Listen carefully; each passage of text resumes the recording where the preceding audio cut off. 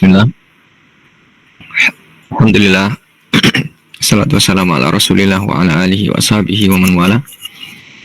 Wala hawla wala quwata illa billah.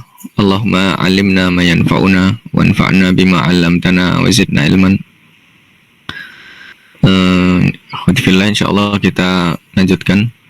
Terakhir selesai kita di bab salam ya. Kita masuk di bab baru yaitu bab ar-rahan atau barang gadaian kalau dibahasakan dengan bahasa Indonesia.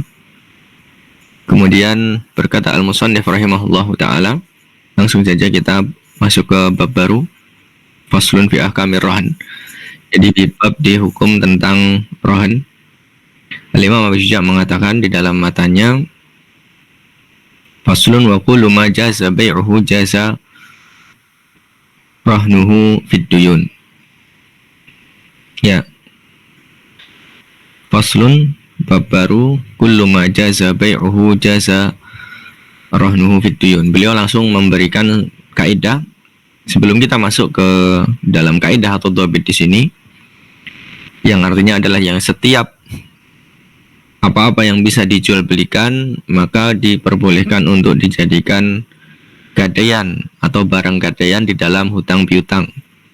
Nah, sebelum kita masuk ke dalam topik ini atau kaidah ini, kita perlu tahu bahwasanya ar-rahnu dulu ya. Ar-rahnu itu secara bahasa artinya as-subut. Ya, as-subut artinya tetap. Kemudian juga secara bahasa bisa diartikan al-habsu. Artinya adalah mengekang atau terikat atau sesuatu itu dipenjarakan gitu ya. Jadi al-habsu. Ya, dalam ayat disebutkan kullu nafsim bima kasabat rahinah. Setiap jiwa itu dari apa yang dia perbuat itu rahinah. Rahinah itu dia terpenjarakan. Maksudnya apa yang dia amalkan itulah yang dia akan tuai. Nah, bisa jadi ar-rahnu artinya ada al-habsu atau as-subut. Ya. Kemudian secara syariat rahnun itu artinya apa? Ada secara syariat atau secara akadnya. Karena nanti pemutlakan rohan ini bisa jadi kepada bendanya, yaitu barang jaminan ya kalau diterjemahkan ya. Jadi ar-rahan itu bisa diterjemahkan dimutlakan kepada barang jaminan, bisa dimutlakan kepada akadnya. Ya, akadnya yaitu akad pemberian barang jaminan atau akad gadai namanya. Jadi rahan itu kalau secara syariat maksudnya secara akad ya. Secara akad itu pengertiannya adalah ja'lu ainin maliyatin wasiqatan bidainin yustaufa minha inda ta'adzuril wafa. Yaitu adalah menjadikan ja'lu ainin maliyah, menjadikan benda yang maliyah ya. Maliyah itu artinya adalah yang bisa diperjualbelikan. Secara secara syariat atau di dalam mazhab Syafi'i, mal itu adalah kullu tahirin muntafi'in bihi. Ya, setiap tahir, setiap suci yang muntafi' bihi atau dapat dimanfaatkan. Nah, berarti kalau ainin maliyah berarti ain tahir muntafi'in bihi. Wasiqatan sebagai wasiqah. Wasiqah itu adalah sebagai bukti atau sebagai penguat ya, bidainin atas suatu hutang yustaufa minha yang dia akan ditunaikan dengannya. Nyanya kembali kepada ainin maliyah itu, yaitu ditunaikan dengannya, maksudnya benda itu bisa dijual untuk dibayarkan hutang darinya inda ta'adzuril wafa, ketika seseorang itu tidak bisa menunaikan hutangnya. Jadi itu adalah pengertian dari barang gadai ya, atau barang jaminan, yaitu menjadikan suatu benda. Di sini ain ya, kita bahas pengertiannya dulu ya.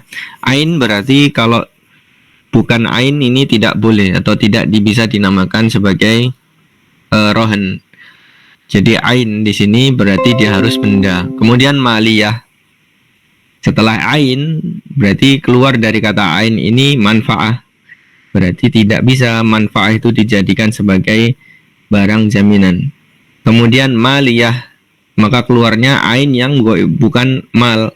Apa pengertian mal? Adalah kullu tahirin muntafi'in bihi, setiap yang suci dan dimanfaatkan.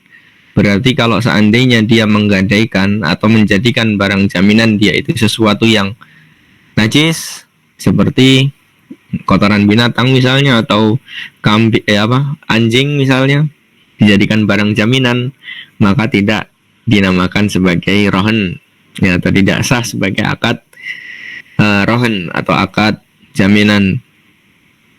Kemudian maliyah, yaitu tadi kullu tahirin muntafi' bihi. Muntafi' bihi berarti dimanfaatkan dengan pemanfaatan yang secara syariat diperbolehkan. Maka tidak bisa seseorang menggadaikan alat-alat musik, karena misalnya alat musik yang muharramah, maka intifa dari alat musik yang muharramah itu muharram. Maka intifa atau pemanfaatannya secara syariat itu mulghah. Mulghah itu tidak dianggap, berarti ghairu muntafi'in bihi secara asalnya. Maka ainin maliyah maksudnya adalah kullu tahirin muntafi'in bihi, berarti tidak boleh najis dan tidak boleh sesuatu yang tidak bermanfaat. Wasiqatan bidainin, sebagai wasiqah, sebagai bukti penguat atas suatu hutang. Ya, wasiqatan bidain. Nah, ini mungkin perlu dijadikan sebagai di garis bawahi, ya, bahwasanya sebenarnya fungsi dari rohan itu fungsi utamanya adalah wasiqatan bidain. Wasiqah sebagai penguat, ya, sebagai penguat, ya, sebagai sebagai bukti gitu, ya, bukti penguat atas suatu hutang. Ya. Kemudian yustaufa. Nah, ini adalah manfaat dari dari rohan tadi. Kenapa dia harus ainun maliyah? Karena efeknya nanti ketika dia tidak bisa membayarnya, maka yustaufa minha, maka diharapkan dari barang gadaian itu dia akan bisa membayar hutangnya. Minha, darinya, yaitu dari ain maliyah tadi. Kenapa disyaratkan harus maliyah? Ya, karena yustaufa minha, akan ditunaikan darinya. Tapi di sini bukan sebagai syarat, ya. Apakah seandainya dia merohankan atau menggadaikan sesuatu, kemudian dia ketika jatuh tempo dan dia tidak membayar, apakah harus dari benda itu yang menjadikan sebagai barang gadai itu harus dijual? Maka jawabannya tidak. Kalau dia bisa menjual barang lain selain barang itu kemudian dipakai untuk membayar hutang, ya tidak masalah. Ini bukan qaid, ya, di sini, ya. Mustafa minha inda ta'adzuril wafa, ketika seseorang itu tidak bisa menunaikan haknya atau mendapatkan uzur untuk menunaikan haknya. Ya, ini sebenarnya manfaatnya yustaufa, dan sampai akhir ini adalah manfaat dari rohan. Sebenarnya hakikat rohan itu, ya, itu wasiqatan bidain. Dia adalah wasiqah, penguat, bukti penguat bahwasanya dia memiliki hutang. Kemudian wala yasihu rahnu illa bi ijabin wa qabul. Saya bacakan sedikit dari Al-Fathul Qarib, ya, dalam kitab Fathul Qarib. Dan tidak sah rohan atau akad gadai tadi kecuali dengan ijab dan kabul. Ya, kemudian berarti di sini sudah masuk ke dalam rukun di sini, ya. Rukunnya adalah ijab dan kabul. Ijab dan kabul ini namanya rukun sigoh, ya, rukun sigoh. Berarti kalau beliau sudah mulai membahas tentang rukun, berarti mungkin kita bisa urutkan lagi dalam pengertian tadi, ya. Jadi ja'lu ainin maliyatin, ya, ja'lu di sini menjadikan. Siapa yang menjadikan? Berarti di sini harus ada al-aqidan. Rukun yang pertama adalah al-aqidan. Rukun dari rohan atau rukun dari akad gadai di sini yang pertama adalah al-aqidan, yaitu dua orang yang berakad. Yang pertama adalah ar-rohin. Ar-rohin itu adalah yang memiliki barang gadaian atau pemilik barang gadaian, ya, atau yang memberikan barang gadaian, si pemiliknya. Kemudian yang kedua adalah al-murtahin. Murtahin itu adalah orang yang meminta jaminan. Berarti orang yang memberikan hutang terus dia minta jaminan. Nah, berarti rohin adalah yang berhutang, kemudian al-murtahin adalah yang memberikan hutang. Kalau dari sisi barangnya berarti ar-rohin itu pemilik rohin atau pemilik barang yang digadai, al-murtahin yang minta barang atau yang minta sesuatu dijadikan barang gadaian. Ya, itu rukun yang pertama yaitu al-aqidan. Ya. Kemudian disyaratkan apa dua orang ini al-aqidan ya rukun yang pertama yaitu al-aqidan, yaitu dua orang yang berakad ini disyaratkan harus mutlaqut tasarruf. Apa itu mutlaqut tasarruf? Dia diperbolehkan untuk bertransaksi, secara terjemahan seperti itu. Tapi maksudnya mutlaqut tasarruf adalah orang yang memenuhi 3 atau 4 syarat. Syarat yang pertama adalah balik, kemudian aqil, kemudian mukhtar, kemudian ghairu mahjurin bisafah atau sebutannya rasyid. Saya ulang ya. Jadi mutlaqut tasarruf itu adalah syarat dari orang yang berakad dengan akad gadai. Baik si rohinnya atau murtahinnya, dua-duanya harus memiliki sifat mutlaqut tasarruf. Apa itu? Yaitu mereka adalah orang yang balik, dewasa, orang yang berakal tentunya. Ya, berarti kalau tidak dewasa berarti tidak memiliki syarat. Kemudian tidak berakal juga tidak memiliki syarat. Kemudian mukhtar itu adalah dia tanpa paksaan. Ini juga jika dipaksa berarti tidak sah karena tidak memenuhi syarat. Kemudian yang ketiga, yang keempat adalah ghairu mahjurin bisafah. Orang itu bukan orang yang dihajar ya karena safah. Nanti kita bahas ya masalah hajar setelah ini. Ya, maksudnya adalah orang ini rasyid. Rasyid itu orang ini bukan orang yang dilarang untuk bertransaksi karena dia safah atau safi. Safi itu artinya adalah orangnya itu sangat bodoh gitu ya.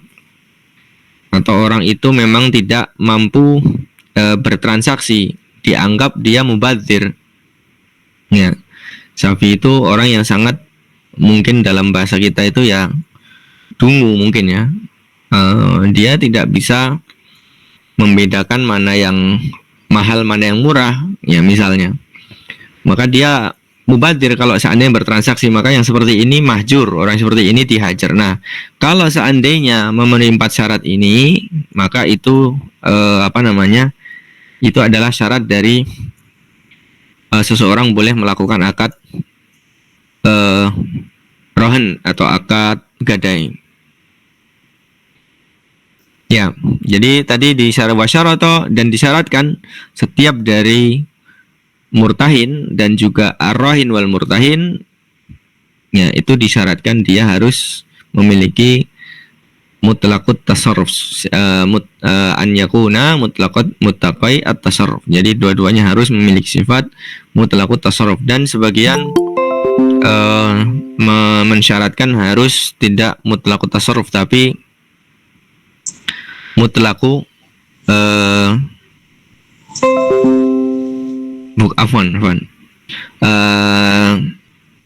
dia tidak hanya mutlaqut tasarruf tapi yasihu tabarru'u bihi. Jadi mutlaqut tabarru'. Jadi bedanya apa nanti?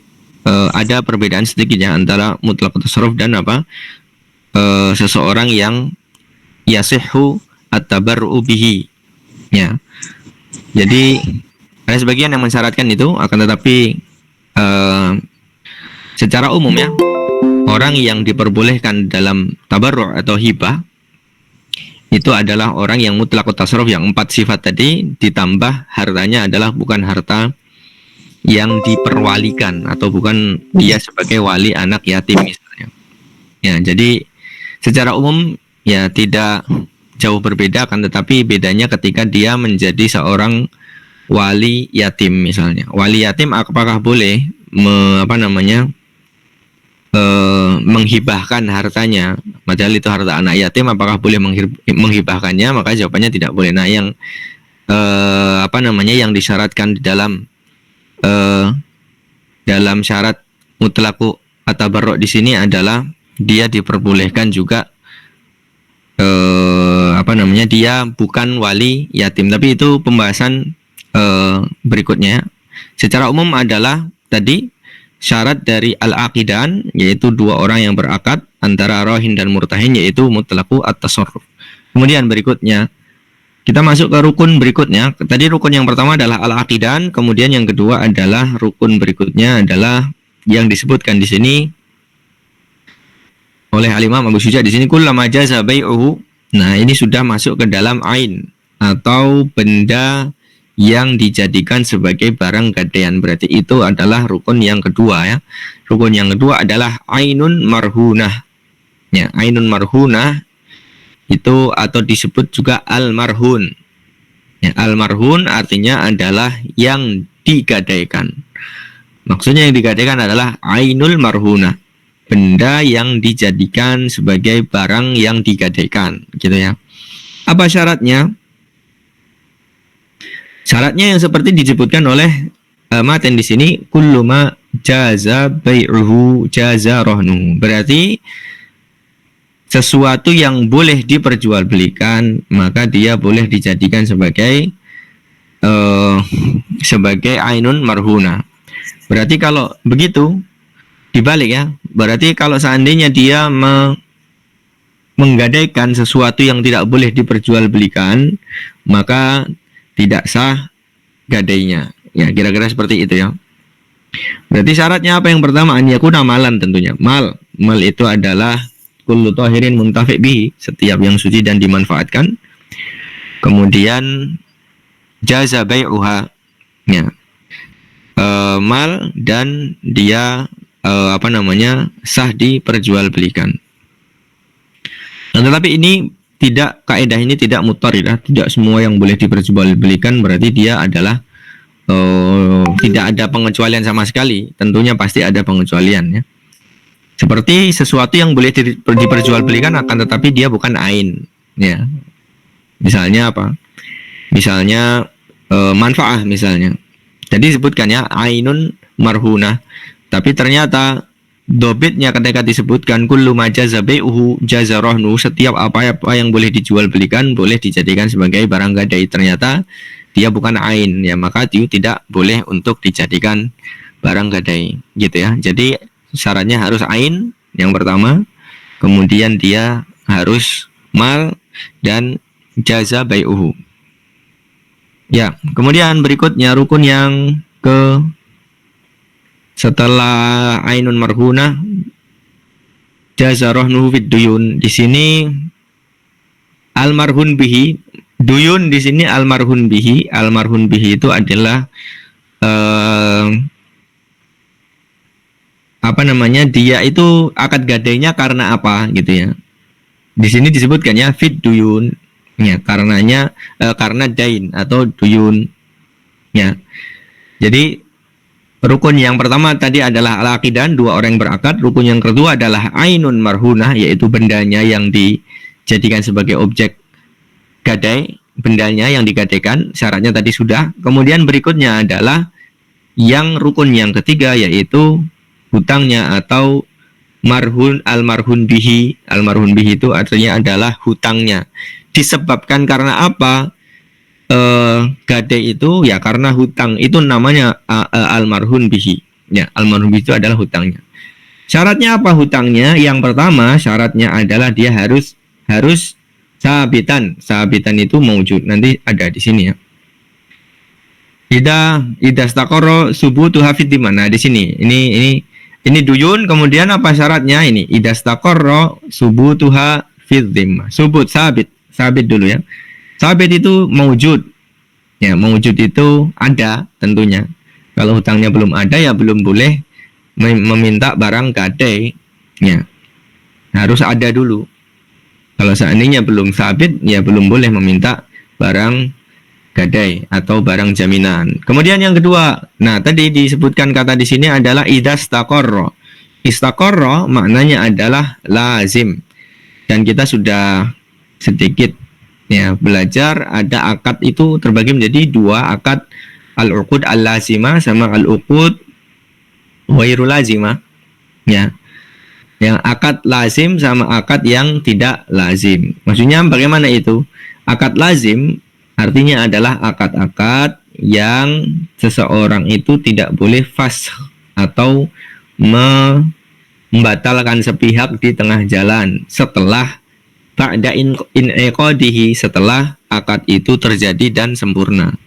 Jadi misalnya akad lazim itu apa? Dalam jual beli misalnya, itu uqudul lazimah. Jual beli nggak boleh seseorang itu sepihak apa?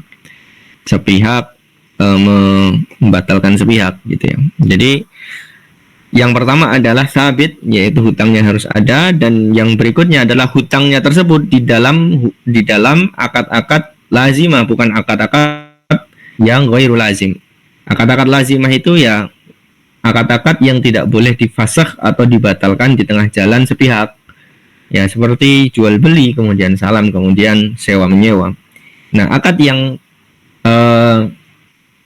ghairu lazimah, ya, akad-akad yang jaizah, ya maafkan, bukan ghairu lazimah tapi jaizah. Jadi ada uqud al-lazimah sama uqud al-jaizah. Kalau kita bagi sebenarnya ada 3 jenis. Ada akad yang lazim dari 2 sisi, yaitu sisi yang berakad, sisi 2 yang berakad. Kemudian ada akad jaiz dari 2 sisi.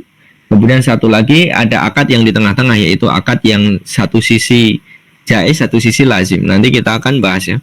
Nah, yang di dalam bab rohan atau dalam bab dalam bab gadai ini dia harus akad-akad yang lazim. Ya, akad-akad yang seseorang itu tidak boleh menfasakh. Contohnya akad dalam jual beli, kemudian dalam salam, dalam ijarah. Jadi kalau seandainya akad salam itu akad lazimah, maka boleh seseorang itu ketika berakad salam dia boleh meminta barang gadai atau barang, bukan gadai, barang jaminan ya. Ya. Kemudian juga dalam jual beli, kemudian juga dalam ijarah, sewa menyewa. Baik. Kemudian berikutnya adalah syarat yang berikutnya, syarat dari hutangnya. Yang ketiga adalah makluman, yaitu hutangnya harus diketahui. Kalau hutang yang tidak diketahui maka ya tidak sah seseorang itu meminta barang jaminan. Baik, kita lanjut ke perkataan musannif rahimahullah ta'ala. Kullu ma jaza bai'uhu jaza rahnuhu fid duyun. Ya. Setiap sesuatu yang boleh diperjualbelikan, boleh seseorang itu menjadikan dia sebagai barang gadai atau barang jaminan di dalam hutang. Kita cek catatan kaki nomor 4, kita turunkan ke bawah. Ya. Wal aslu fihi, sebentar.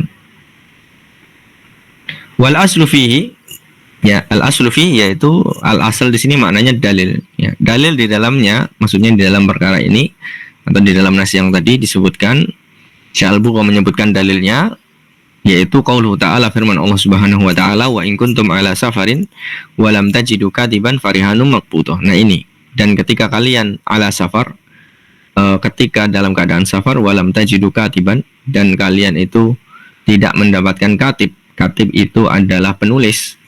Farihanun maqbudah, maka dia mengambil rohan, ya, maqbudah yang dia itu rohan atau tadi barang jaminan, maqbudah yang dipegang. Ya, maka di sini ada beberapa poin ya. Apakah disyaratkan di dalam rohan itu harus safar dan juga ada mewujudil katib? Maka jawabannya tidak, karena nanti boleh dilihat di bawahnya ya. Jadi gini, dalam ayat disebutkan kalau in kuntum ala safarin wa in kuntum ala safarin, ketika kalian dalam keadaan safar, walam tajidu katiban, dan kalian tidak memiliki penulis hutang tentunya, maka mengambil rihan, yaitu barang jaminan maqbudah dan yang sudah dipegang. Maksudnya farihanun maqbudah artinya terjadinya rohan itu ketika sudah dipegang. Nah, apakah disyaratkan seseorang boleh mengambil rohan atau barang barang jaminan itu harus safar dan juga harus tidak ada mewujudil katib atau tidak ada penulis tadi? Maka jawabannya tidak. Itu bukan bukan apa namanya, bukan syarat ya, itu disebutkan karena jaro majrur ghalib ya, jaro majrur ghalib kebanyakannya gitu ya, atau jaro majrur ghalib di sini tidak bisa la mafhuma lahu ya, jadi tidak bisa diambil mafhumnya kalau dikatakan jaro majrur ghalib, kebanyakannya seperti itu tapi tidak mesti gitu ya.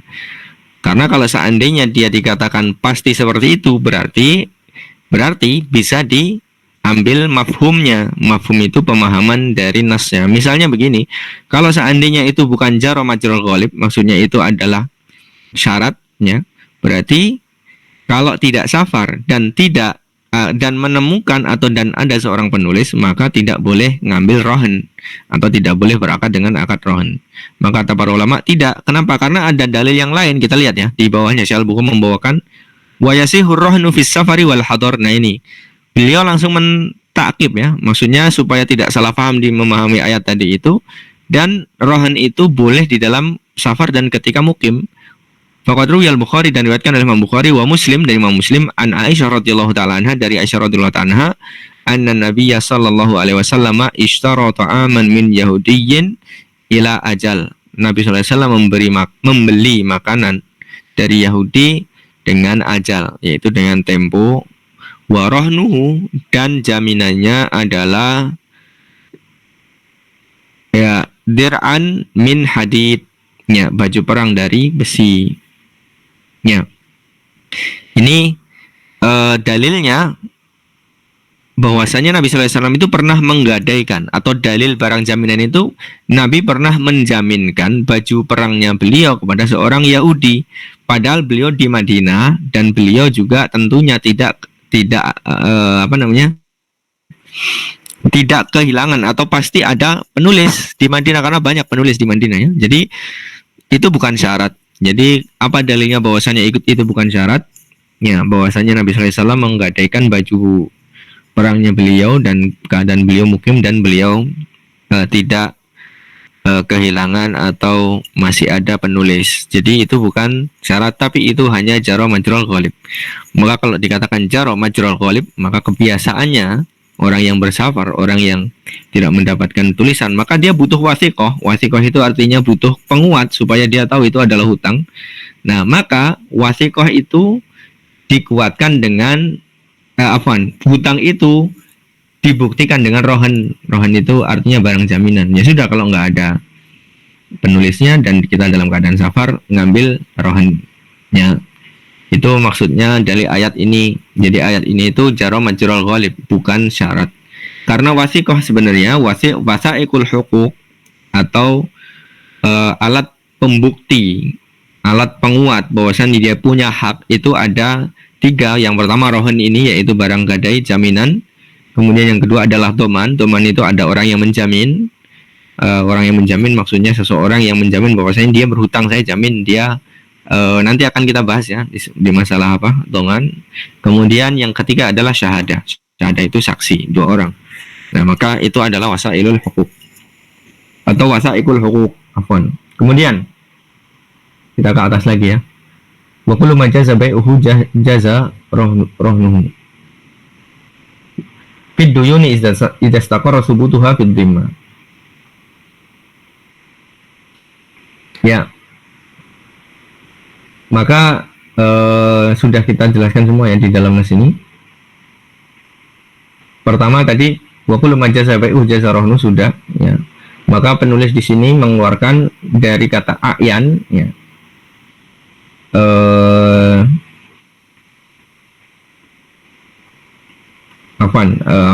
Mengeluarkan kata dari kata ad-duyun. Di sini kan disebutkan dari fid duyun. Fid duyun, maka dikeluarkan al-a'yan. Jadi gini, duyun itu artinya utang, meminjam sesuatu kemudian mengembalikan yang semisalnya. Ya, mengembalikan yang semisalnya. Tapi kalau seandainya meminjam kemudian dia mengembalikan barang itu juga, itu namanya a'yan. Ya, a'yan. Maka ketika rohan atau ketika barang jaminan ini khusus hanya pada dain atau dalam hutang, maka tidak boleh rohan ini di dalam a'yan. A'yan itu artinya meminjam, mengembalikan ya barang itu juga, atau di dalam bab isti'arah nanti kita akan bahas ya. Isti'arah itu minjam buku misalnya. Ya, maka dari sini kita lihat ya, wa kullu ma jaza bai'u jaza rahnuhu fid duyun. Kata fid duyun di sini dikeluarkan barang gadai atau barang jaminan yang disebabkan karena pinjam meminjam tapi bukan hutang. Pinjam meminjam tapi pinjam meminjam ain, seperti ya misalnya pinjam buku di perpustakaan, dia ngasih jaminan dengan jaminan uang atau jaminan yang lain, a'yan al-maliyah yang lain. Nah, apakah itu disebut sebagai rohan? Maka jawabannya tidak tentunya. Ya, itu bukan rohan. Karena kenapa? Karena rohan itu hanya berlaku pada bab duyun, bukan bab a'yan, gitu ya. Fala yasihur rohnu 'alaiha, maka kalau a'yan tidak boleh rohan terhadapnya. Akan tetapi ini juga sebagian mu'asirah, ulama mu'asirah mengatakan boleh ketika ada hajah ya. Boleh ketika ada hajah, tapi kita baca yang di dalam mazhab yang mu'tamad maka tidak boleh. Tapi kalau ketika ada hajah maka diperbolehkan oleh ulama-ulama mu'asirah. Kemudian ka'ainin maksubah, di sini beliau contohkan di dalam kitab Fathul Qarib seperti ainun maksubah, benda yang digosok diminta paksa orang, nah kemudian dia minta rohan, ya nggak sah rohannya. Wa musta'arah, nah ini juga yang kita bahas barusannya. Musta'arah itu sesuatu yang dipinjam mau dikembalikan bendanya itu juga. Ya pinjam mobil balik mobil itu bukan hutang, namanya isti'arah. Maka itu tidak ada jaminan. Yang seperti itu tidak ada jaminan atau tidak ada rohan. Dan yang selainnya dari benda-benda yang benda ya, maksudnya matmunah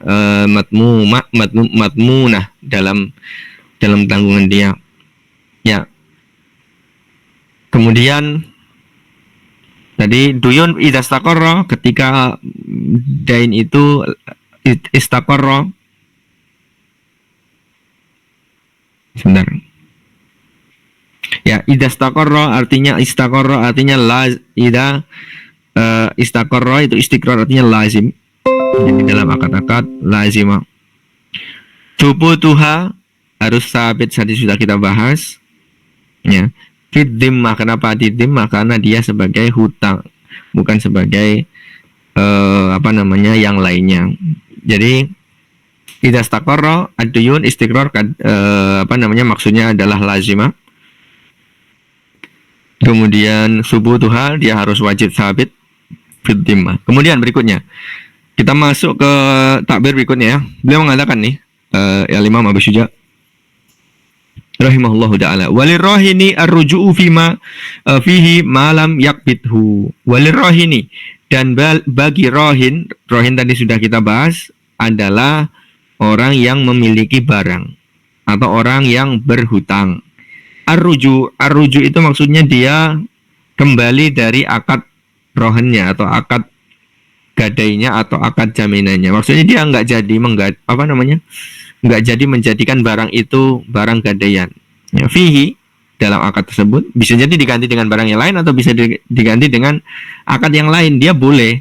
Kapan itu? Selama malam yakbidhu, ai al-murtahin, maksudnya selama si murtahin atau selama si orang yang memberikan hutang atau orang yang meminta jaminan tadi itu belum memegangnya. Jadi bisa berubah, masih bisa diubah akadnya, masih bisa rujuk itu kembali dan tidak jadi dengan itu misalnya. Malam yakbidhu, selama si murtahin itu belum memegangnya. Jadi akad yang yang keabsahannya itu muta'alliqun atau bergantung kepada qabdun, kepada sesuatu itu sudah dipegang belum, itu ada dua. Yang pertama ini nanti yaitu rohan, kemudian yang kedua nanti dalam bab hibah. Nanti kita bahas insyaallah ya. Jadi bab hibah itu juga sama ya. Jadi kesempurnaan akad hibah itu ketika sudah atau keabsahannya itu kalau sudah dipegang. Yakbid gitu ya.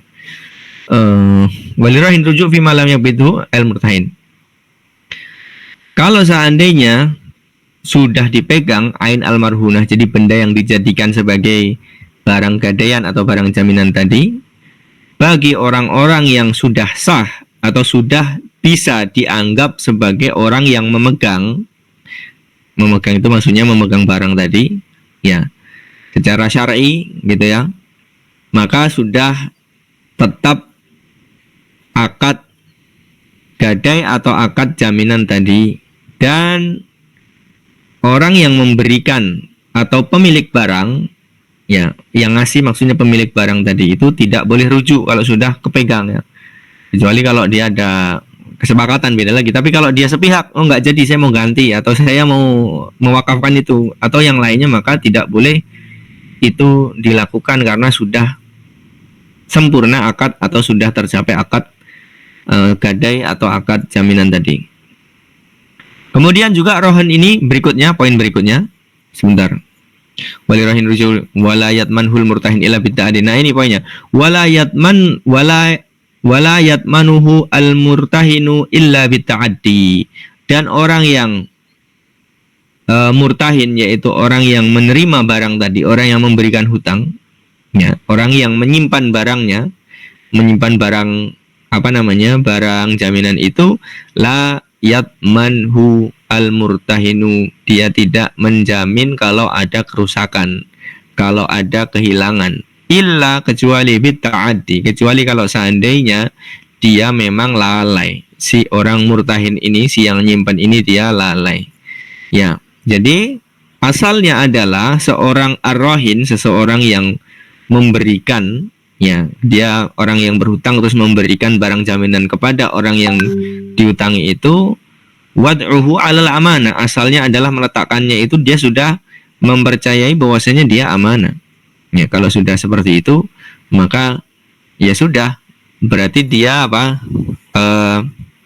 ketika ada sesuatu maka dia tidak menjamin nih si yang nyimpen barang nih, layat manhul murtahin. Artinya seorang murtahin itu tidak mengganti ketika ada kerusakan atau ketika ada sesuatu hal yang membuat kurang, kecuali kalau dia lalai, ya. Ya, dan kalau seandainya dia rusak atau hilang atau atau tadi ya, atau rusak atau hilang atau berkurang sesuatu dari barang gadai, itu tidak mengurangi utang asalnya. Kalau seandainya memang tetap bahwasanya si murtahin ini tidak bersalah, tidak lalai, gitu ya. Ya, kita lihat catatan kaki nomor 2. Liqauli sallallahu alaihi wasallam, sebagaimana sabda Nabi sallallahu alaihi wasallam, la yughlaqur ar-rahnu min sahibihi lahu gunmuhu alaihi hurmuhu. Nah ini poinnya. Tidak boleh yughlaq. Yughlaq itu artinya nutup akses dari si pemilik rahnu min sahibihi, dari si pemiliknya. Kenapa lahu gunmuhu? Nah ini poin kita adalah baginya keuntungannya, wa alaihi hurmuhu, dan baginya kerugiannya. Dia yang punya keuntungan seandainya dia pas disimpan orang itu memiliki keuntungannya bagi si pemilik. Tapi kalau seandainya ada kerusakan, ya kerusakan yang ditanggung si pemilik, maksudnya begitu. Ya, jadi poinnya di sini adalah lahu gunmuhu alaihi hurmuhu. Ya. Kemudian ini diriwayatkan oleh Imam Ibnu Hibban dan Al-Hakim dan disahihkannya. Kemudian la yughlaq, taklingnya Syekh Al-Bukhari di sini, la yastahiquhul murtahinu idza lam yastafaqahur rahin.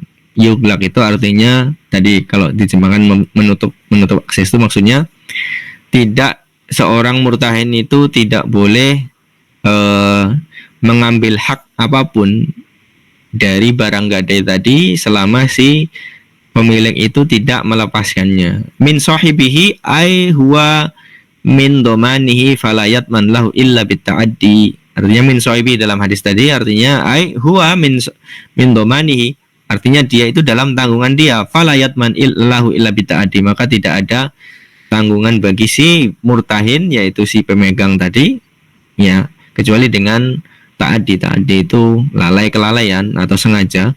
Ghunmuhu fawaiduhu wa samaratuhu, artinya buahnya dan juga manfaatnya. Ghurmuhu artinya nafaqatuhu wa mu'natuhu, ya, nafkahnya dan sesuatu yang dibutuhkan untuk menghidupi si barang gadai tadi, gitu ya. Ini adalah hadis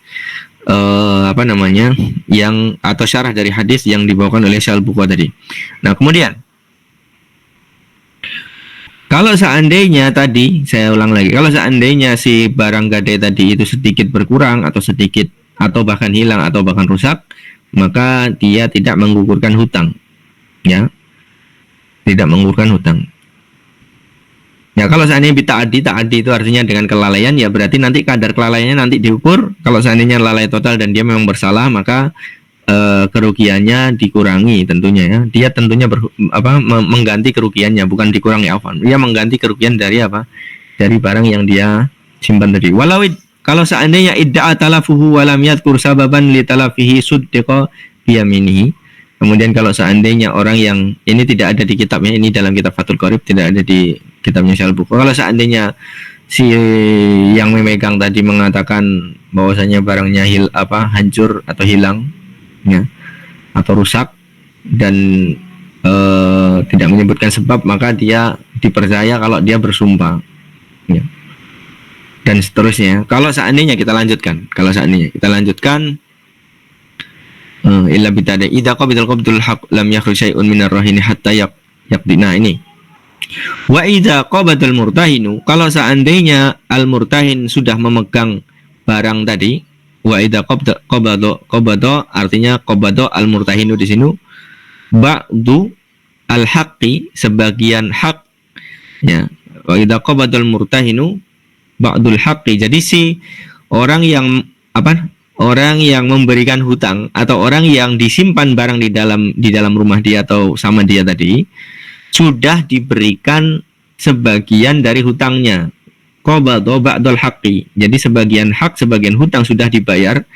Lam yakhruj syai'un minar rahni hatta yaqdi jami'ahu, maka tidak boleh dia mengambil barang jaminan tadi sampai seluruhnya dibayar. Jadi maksudnya akad rohan ini masih berlanjut walaupun sebagian hutang sudah dibayar, walaupun mayoritas hutang sudah dibayar, tapi tidak menggugurkan rohan atau jaminannya, gitu ya. Jadi utang yang dia belum lunas walaupun kurang dikit, maka artinya dia belum berhak untuk mendapatkan barangnya kembali. Ai lam yanfaqu syai'un minar rahni hatta yaqdi jami'ahu, artinya tidak tidak dikembalikan barang gadaian atau barang jaminan tadi sampai dia membayar seluruh dari hutangnya. Ai al haqqul ladzi 'ala rahin, ya, artinya adalah hak yang diwajibkan kepada ar-rahin, penghutang. Wallahu a'lam bissawab. Ya, cukup ya insyaallah ya. Sebenarnya bisa diperpanjang tapi mungkin Anda cukupkan supaya tidak bertele-tele. Mungkin antum bisa lanjutkan yang lebih mendalam di kitab-kitab syuruhat berikutnya tentunya, ya, di dalam durus yang lain. Wallahu a'lam bishawab.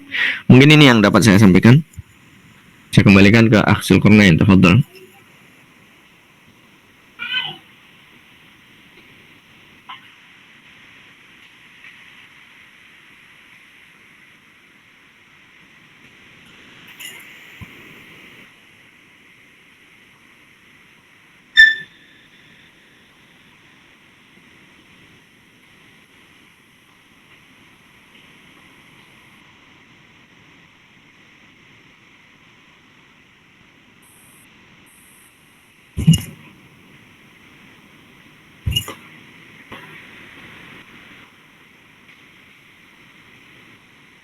Ya, silakan ditutup.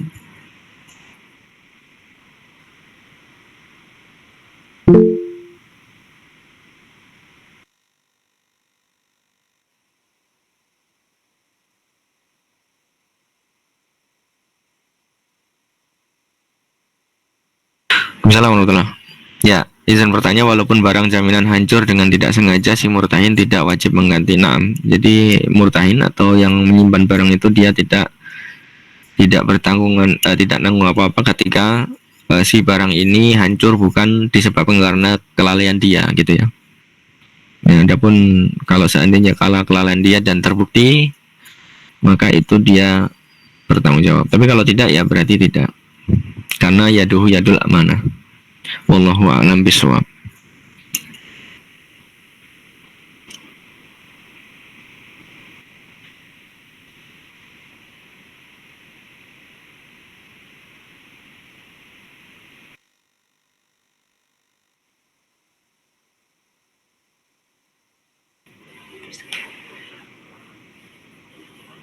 Iya, iya.